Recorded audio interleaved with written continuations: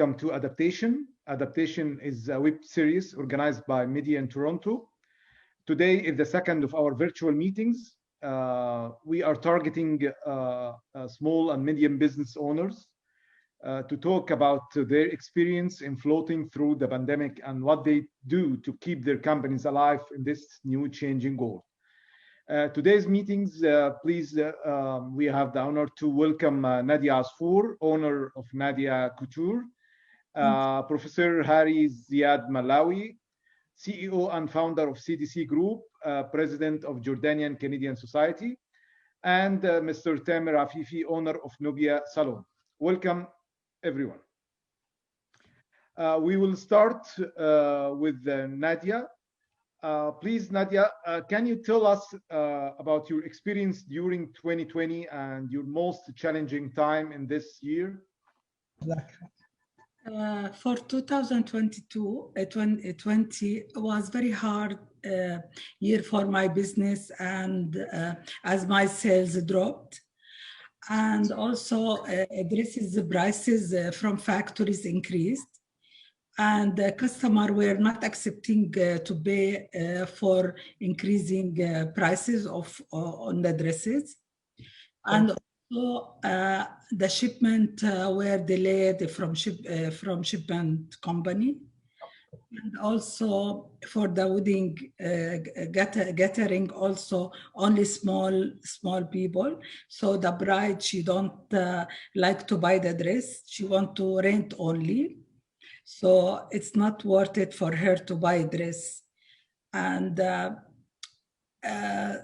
like for 2 hours wedding, she don't want to buy a dress. And this is very bad was for me. I can't sell dresses. My wedding dresses, it's high end. I can't give as a rent for the bride. Yeah. Mr. Tamer, regarding there is like many are talking about the government financial aid. Was it enough for small businesses, in your opinion? So the financial aid for the government, you know, they are paying to some extent, but there's two parts to this. So for the first part, is, let's say, if we're talking about the rent subsidy, so they're paying the rent subsidy up to, let's say, 65% when you were working, and if you're just locked down, they're paying up to 90%. Yes, it's some extent it's helping in the rent. They're not paying the 100% of the rent, but as a business, it's not only rent, you know.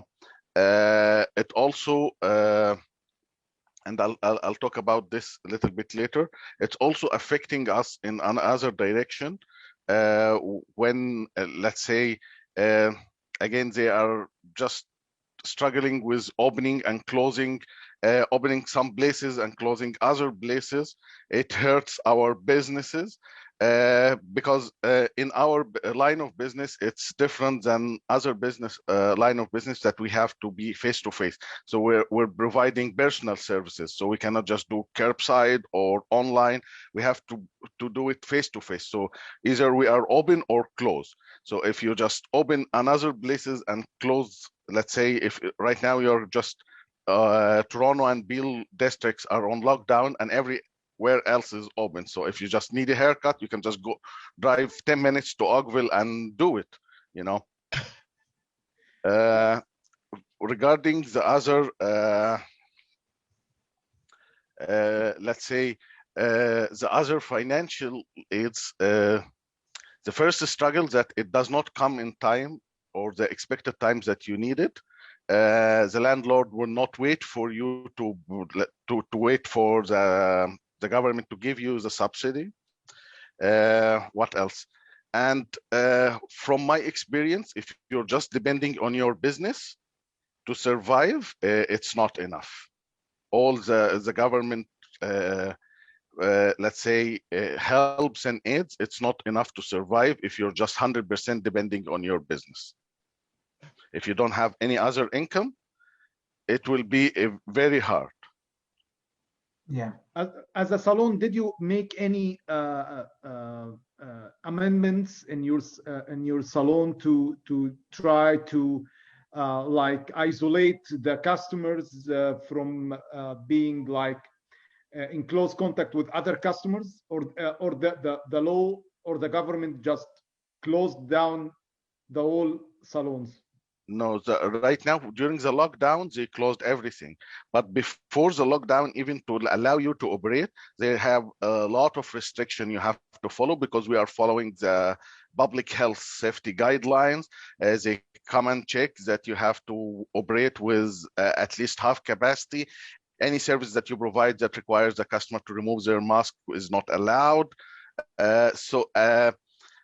Even when we were operating, we were just operating, let's say, by 50% of our capacity and 50% of our services.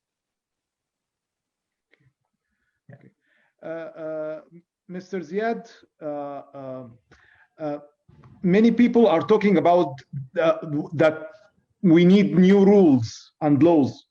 What do you think about that? Do you think that there is a need for laws to face similar situations in the future? Definitely. First of all, good evening, everyone, and welcome. Appreciate you calling us this. This is a really important issue that we should. Thank you for being with us. We should deal with as a team. Epidemic did not come yesterday. It's been long time predicted. Unfortunately, the government was not prepared for it. When it happened, we all thought it's going to be 1 month, 2 months, 3 months, and they kept telling us it's going to be finished by April, by Christmas. It didn't happen. This is now over 400 days, and for small businesses, my heart go for them, whether it's a bridal or a hair salon. I haven't cut my hair for 4 months, so he lost at least $100 from me. At $25, $30. So I can understand we're all in it. We happen to haven't heard. Definitely the government has to look into one by one case. This hair salons need more help than the average person who can actually still deliver food from, takeout, Uber, Eat, and all those things. Same thing with Miss Asfour, I know her very well, and she's depending on weddings. And I'm in a business that I know all of it because I've been in a business for 40 years. I'm different situation than the average of you, but I still have, my heart breaks for my employees. I have 200 employees that I consider them like my sons and daughters, brothers and sisters, and that really break my heart. The safety of the public is paramount. There's no question about it. And I'm 100% agree with the government that because this epidemic is unpredictable. We don't know when it's going to finish, how it began, and how it's going to start or end. The idea is we have to work as a team to help each other. At the beginning of the epidemic, I thought it's going to be a month or two. In December, we made over $750,000 in 1 month alone. So I was okay, financially okay. But come January, February, start dragging on more and more. As you know, Syed, I went on LEM to help the foreign students, the senior citizen, together with your help, with Paramount help, and with the Petra's restaurants, Muhammad Faki help. We used my buses to deliver those things to places that needed. We went over 5 buses that I have highway coaches, but we took the student to go to Montreal. From there, they can go to Jordan and Palestine and Syria. And that's, it said 2 or 3 months, I can take it. 4 months, I can take it. But 14 months is really too much for anyone, considering that the income is dependent on who? On the airlines. And the airlines, Egypt Air stopped for one, KLM, Air France. It depends on the tourists coming from China and Japan and Korea. That's completely zilch. Tourists going to Niagara Falls, everything shut down. Stop, stop, stop. Our business comes in winter for March break. There's 2 March break we haven't happened. The government should also consider that. Like we have an issue right now with the transportations. The government, and I know justifyingly so, I am not praising them, but they have stopped the foreign airlines from coming over to Canada without holding them for 2 days or 14 days, whatever the case may be, which is good safety. But then again, no business. The airline himself going to the Caribbean is gone. The vacationer is gone. These are the things that not just me, but I know a lot of people like Air Canada that they depend on me. I depend on them. We're a connection for those airlines. Pakistan Airline, you name it, we have it. I have 40 airlines that I service ground. I feed them with catering, food, transportation. That's all stopped. My income was $500,000. Today, my income is $50,000. I lost 90%. I had to remortgage my house that I paid 40 years ago to pay for it in order to survive. So I will not hurt my employees. My employees is my family. How can I help them? The government did give some subsidy, and those who chose to be laid off and go on the $2,000, I said, go fine. The one who stayed here, you guys can have a party. We have a party here. I don't mind. God will provide. We are human above all. We are all feeling with each other, and I do feel for Miss Asfour and for you, sir, and for every one of you. So I'm sure your business is also hurt. Everybody's got hurt. We're all in it, and we're all to stick together with it. But the government has to be more capable, in a sense, to accommodate people who are hurt the most, rather than make a flat blanket for everybody to say you deserve and you don't deserve. As far as my company is, we still haven't got a penny from the government. It's all subsidized by God, thank God, who provided me with the things. How do I survive? I tried to change my habit. I actually go to school. I'm a student now to become a lawyer at my age, but بعد ما شاب ودوا على الكتاب. So this may be something, but I don't mind changing.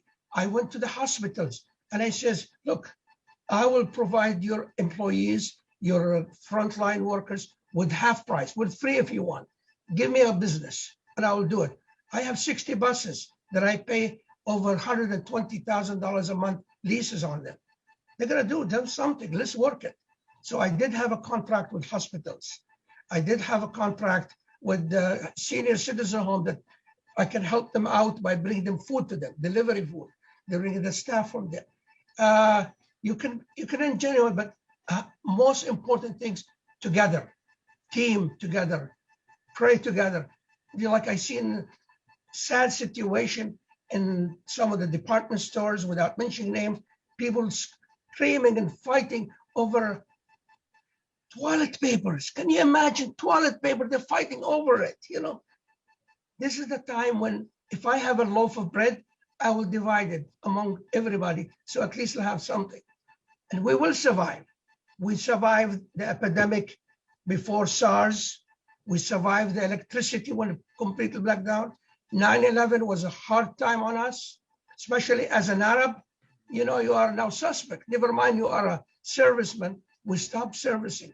All the airlines came stopped in Canada, not allowed to go to the state, but we survived that. Togetherness with our government. Finally, there was the 1990, I don't know you gentlemen and ladies were not, but we had a crash in the October stocks and everybody lost. But Thank you so much, Mr. Ziad. Saeed, I think you have a question. Yeah, Professor Ziad, you spotlight about the workforce and how you dealt with your team and staff to cooperate in the past year. But let's share together how many person do you hire part-time, full-time job, and how do you see the 2021 or the 2022 to survive, or to keep on hiring your team in order to survive? Right now, as I said, out of the 200 people, I have 35 people. That's really sad, because before I only had 20. It's gone up to 35 now. I had gone to the government and says, look, just pay their wages. Well, thank God they paid 75 to 60 to 75% of the wages. So it helped me. It helped me in two ways. One is to pay my staff, and also are making 16, make it 20. Why not? The government's paying, so it's going to cost me $5 instead of $4. That really helped. And the government, I have to say, I'm not pro-party, but the Liberal Party has proven very well, and so does Mr. Ford has been an excellent one. With the Sharif Sabawi is always contacting us, our MPP for Mississauga, the governments, all of them, Bonnie Crombie, everybody, all levels of government got together to help. But there are things over and above their need. I mean, in the state, if you remember, I don't want to compare, but on the previous president, it was horrible. It was really horrible. There was no epidemic, denial and lies. Here, our Prime Minister, Justin Trudeau, the Honorable Justin Trudeau, every day is out there feeling with you, with me, with everybody. We need somebody to advise him and to advise his cabinet to say help. We need Omar Al-Ghabra, who's my constituent MP, to help us. He's now the Transport Minister. Congratulations, Omar. I love you. But please help the airline industry. If the airline industry survive, I will survive. They will get back in business. Everybody will survive. Okay. And it's a vicious circle, but it's everybody connected with everybody like a chain. Yeah. And we are depending on each other. Okay. Yes, sure. Okay, Nadia, I have a question. Yeah, and what about Tamer? What about hiring your team, your staff? How did you adapt your business during 2020 and 2021? How do you see the future? Well, I see. No, it's for Tamer. Yeah. Oh, sorry. Okay, go ahead. Go ahead. Sorry. During 2020, when the pandemic hit, it was a hard time because there is a lot of the task or the workforce, they decide to take the $2,000 and stay at home because they, it just subsidize them, and then they'll just stay at home, do not do anything. There was a really struggle to hire there. Thank God now we have a loyal team that stays with us, but when they shut down and we start reopening again, we find some of our staff already went and worked in other places, as I mentioned. So I see the 2021, if I hope that the vaccine is in there and our government deliver as they promised, that by September everyone will be vaccinated, I hope. And I hope that everything will come back to normal to some extent, Do you see someone or a school who train new community, new people to work back at your salon? Yes, there are some schools, but they are working again with not the full capacity. They are limiting their capacity. And again, there are some restrictions with the training. So not everyone, so let's say before they were training a year, let's say a class will be 100, 150. Now the class is only 25, 30 maximum. So that will affect us on the long run, not right now, but maybe in the future when we try to hire or open another branch to hire somebody else, it will be a real struggle in the future. Okay, thank you. What about Nadia? I want to ask you something. You said that 2020 was very hard to you and your business, and of course everyone got the hit in 2020, but do you have that there is like a need for an association for your business like a group of people who work on the same business, come together, make an association, defend their rights, talk to the government, talk to the parliament, do something regarding this? Or you gonna, if this situation continue in 2022, God forbid, but if this continue, what you are gonna do? For this situation, the best way now is to go online, to sell dresses online, but evening dresses only. But on the wedding dress, it will not happen, because like our industry, high touch and personal for the bride. She can't order wedding dresses because she want to try it. You know how is the wedding dresses is. It's not like evening dresses. Evening dresses easy to order, but wedding dress, no. She want to touch, to feel, to see her personality on the dress, then she buy it. So I don't know, it's hard for me, even like, unless they take the after vaccine, maybe it will be okay for my business. Before the vaccine, no, my business, it will be not good. Yeah, you are all having a physical address to serve your client through products or services. Do you see that it's a must, or it's like 90 or 80% to go back to the online services, yes, and to serve your clients through the online? Evening dress, yes. And many customers, they ordered from online, but wedding dresses, no. Tamer, do you see like a personal service, or people has to come also to your store, or you can go to their store like the model of the car wash, let's say? It may be in the future. The mobile salon will be activated, or there is a need to have a mobile salon. But again, it is a personal services. So if they shut down all personal services, this will be even shut down. So it doesn't matter where it is located. If, let's say, personal services shut down through Ontario, even a mobile salon will have to shut down. You know? Mr. Ziad, I just want to ask you something very important. If you were in Doug Ford shoes, what are you gonna do to help small and medium business?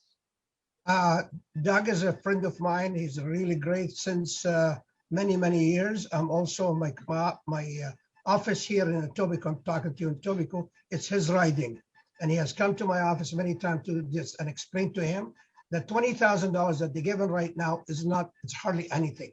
It really need to help. He need to help and help more, especially to Nadia and the gentleman with the salon. These are the ones who really need it. For me, I'm probably looking for at least $1 million or $2 million to just survive, because I am essential service. The airline will not fly without the captain, and I transfer the captain from the airport, from the hotel where they sleep, to the airport so they can fly the next day. Two things is probably he doesn't have much into my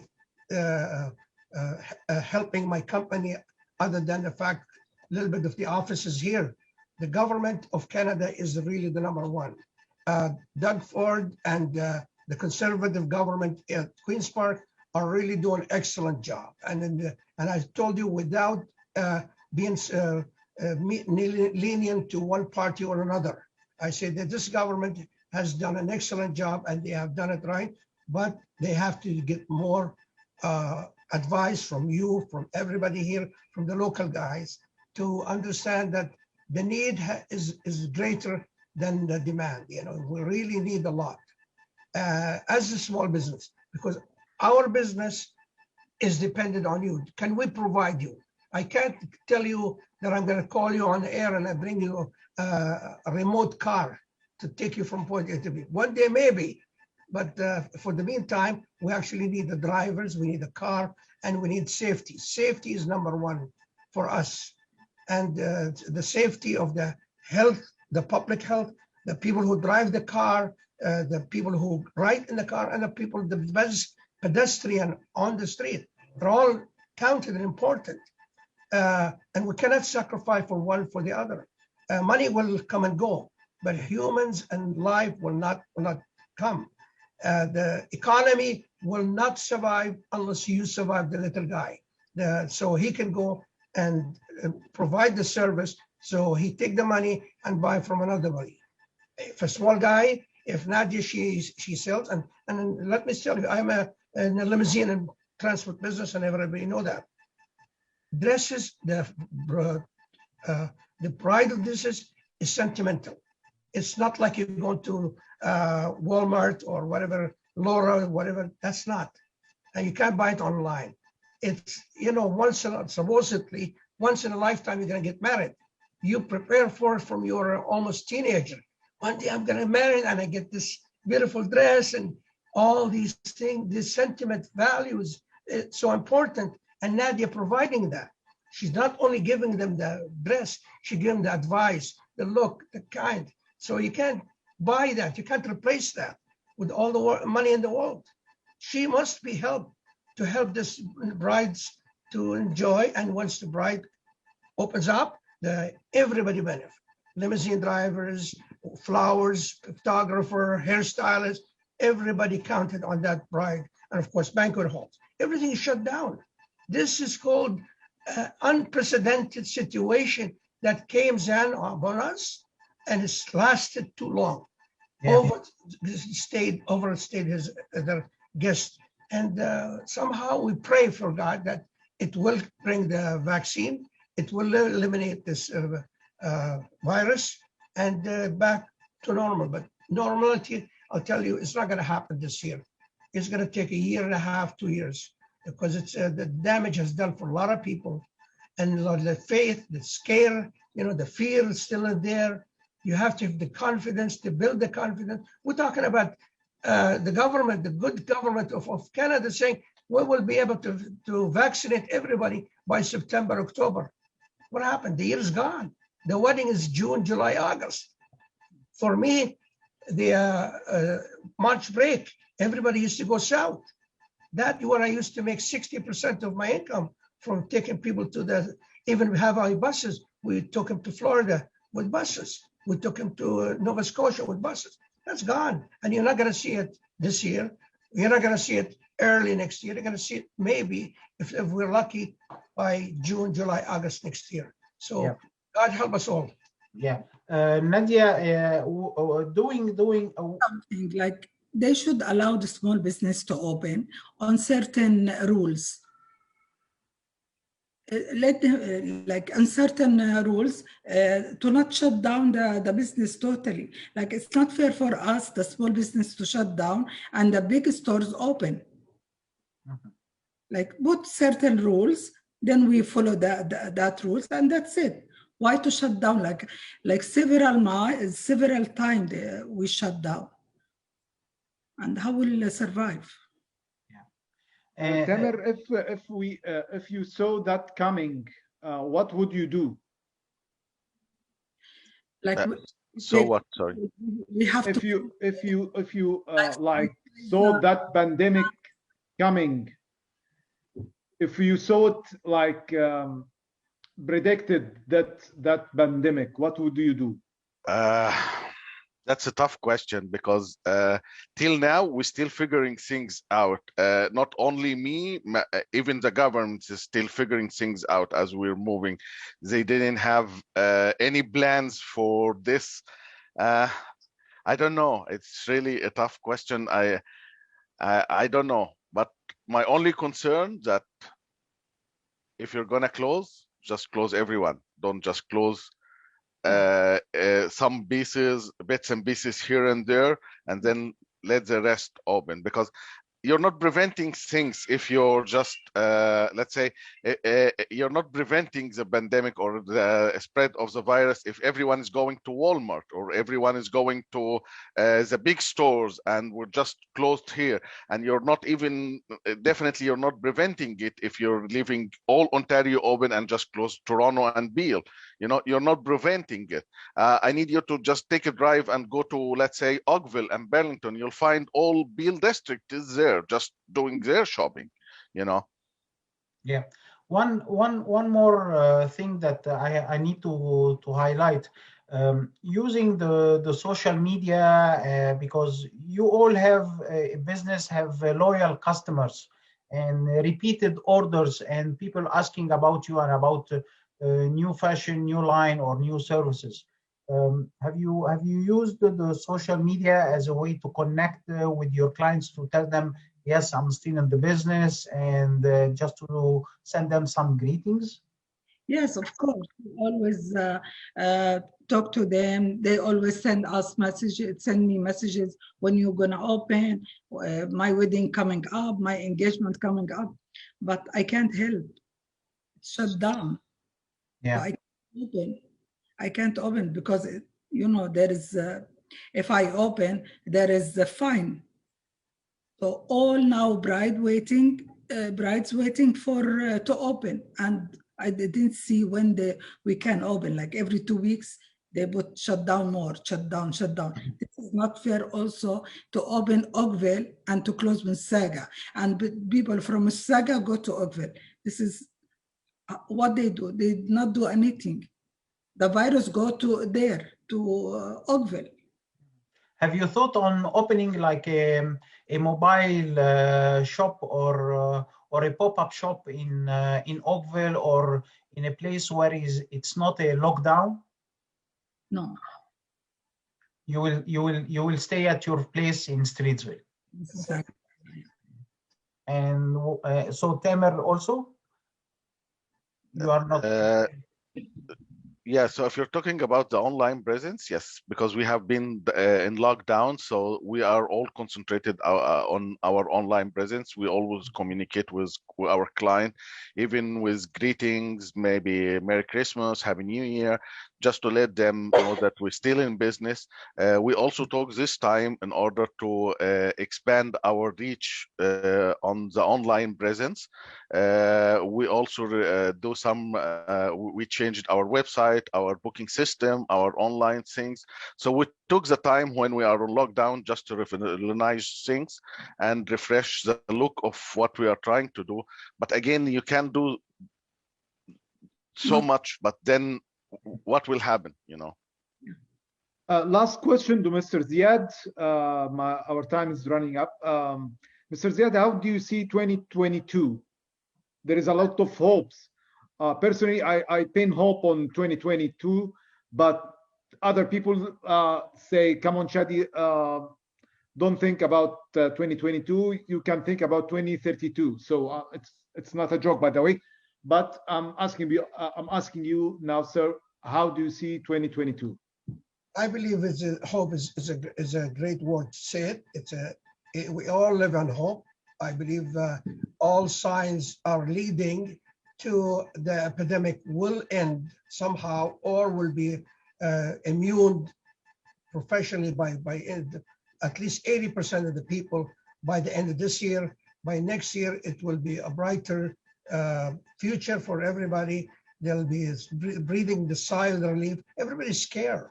Right now, if you cough in front of me, I go get immunized. So the fear is number one. And that's what it is. And we want to take the fear out. We want a unity. We want to believe in ourselves, believe in our neighbors, our friends. This time, as you said, do what you can do to build your reputation, that you are still alive, that you're still well. Phone calls. I have my staff here is really ambassador. They don't drive anymore.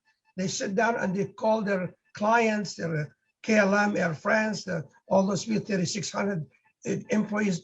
Hi, this is Harry from CDC Limo. How are you? Oh, you guys are still in business? Yeah, we are. We're okay. We're still surviving. How about you? And so that kind of communication with each other will give you more hope, more stability to be surviving. And later on, like Nadia and the hairdressers will be able to be like with us, we can do something. With them, I really, really feel so bad. My heart goes for both of you, because I can understand for the mom and pop shop, they're still available, they're still open. But Nadia's job, it's more important. Let her open. That's like she's not asking you for a favor. She's not asking for bigs. She just wants to live in business, and she will abide by the rules, the safety and rules and regulations.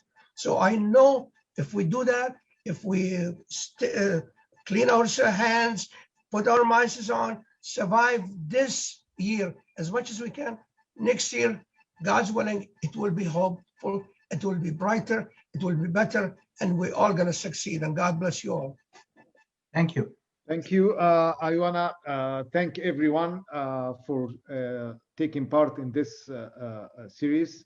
I want to thank Nadia Asfour, owner of Nana Couture, Professor Hari Ziad Malawi, CEO and founder of CDC Group and president of Jordanian Canadian Society, Tamer Afifi, owner of Nobiya Salon.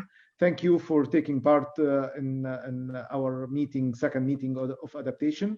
And thank you, Saeed, owner and founder of Media in Toronto. Thank you so much, and see you in next adaptation web series. Thank you very much, all. Yeah. Thank you, Shadi. Thank you. Thank you. Thank you. God Bye-bye. bless you. Thank you. Bye-bye.